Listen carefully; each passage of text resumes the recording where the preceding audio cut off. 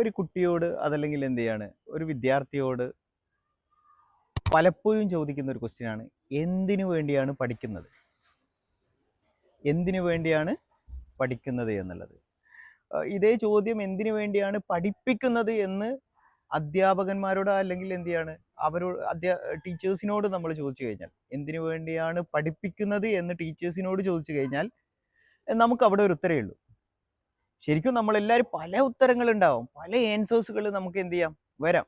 പക്ഷെ അൾട്ടിമേറ്റ്ലി നമ്മൾ ഇതിൻ്റെ ഒരു ഫൈനൽ റിസൾട്ട് എന്ന് പറയുന്നത് കരിയറിൽ 1ാം ക്ലാസ് തൊട്ട് പഠിക്കുകയാണെങ്കിൽ എന്ത് ചെയ്യാണ് കുട്ടി ഒരു 12ാം ക്ലാസ്സോ അല്ലെങ്കിൽ എന്ത് ചെയ്യാണ് ഡിഗ്രിയോ PGയോ ഇതൊക്കെ കഴിഞ്ഞിട്ടും കുട്ടി എന്ത് ചെയ്യണം, നല്ലൊരു ജോബ് അല്ലെങ്കിൽ നല്ലൊരു ഓൺടർപ്രണറായി മാറുക. ദെൻ എന്ത് ചെയ്യുക, കുട്ടി to earn and the standard of living.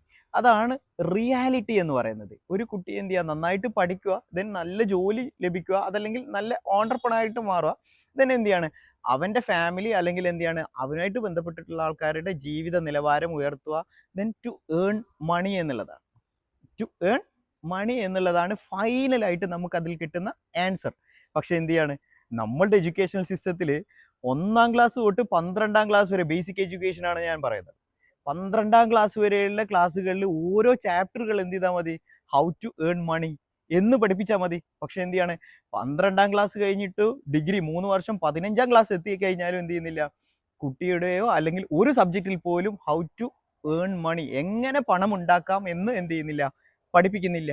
ഇത് പഠിപ്പിച്ചാലും എന്ത് ചെയ്യും, കുട്ടിയെ 12 വർഷം ഓരോ ചാപ്റ്ററുകൾ ഓരോ വർഷം പഠിപ്പിച്ചു കഴിഞ്ഞാൽ 12 വർഷം കഴിയുമ്പോഴത്തേക്ക് എന്ത് ചെയ്യും, കുട്ടി എന്ത് ചെയ്യാണ് 21ഓ 25ഓ വയസ്സിൽ ഉണ്ടാക്കേണ്ടത് എന്ത് ചെയ്യാണ് കുട്ടി 17ഓ 18ഓ വയസ്സിൽ അത് പ്രോപ്പറായിട്ട് എങ്ങനെ ഉണ്ടാക്കാം എന്നുള്ളത് എന്ത് ചെയ്യാണ് പഠിക്കുകയും ചെയ്യും. ഇതാണ് നമ്മൾ എന്ത് ചെയ്യേണ്ടത്, പുതിയ എഡ്യൂക്കേഷണൽ സിസ്റ്റം അല്ലെങ്കിൽ പുതിയ സിലബസുകൾ മാറ്റം വരുത്തുമ്പോൾ ഇങ്ങനെയുള്ള കാര്യങ്ങളാണ് നമ്മൾ എന്ത് ചെയ്യേണ്ടത്, കൊണ്ടുവരേണ്ടത്.